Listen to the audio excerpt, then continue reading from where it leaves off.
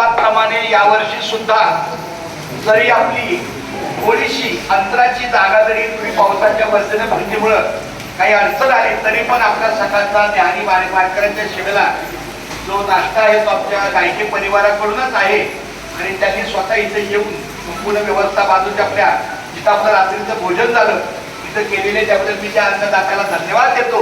आणि माझी विनंती आहे, आता गायके महाराजांची थोडी पायाची अडचण दिसते पण जेव्हा कधी चांगला पाय होईल तेव्हा पुढच्या वर्षी आमच्या बरोबर एक टप्पा तरी औषध पर्यंत, कारण मी कामाला असून एक महिन्याचा टाकून किती माणसं आली यापेक्षा ती कशा भावनेनं आली ही महत्वाची आहे. आमच्या 48 आहे पण अतिशय अंतःकरणातून निर्मळ आहेत, चांगले आहे, मनोभावे कष्टकरी आहेत, दिंडीसाठी सर्वस्व अर्पण करणारे आहेत.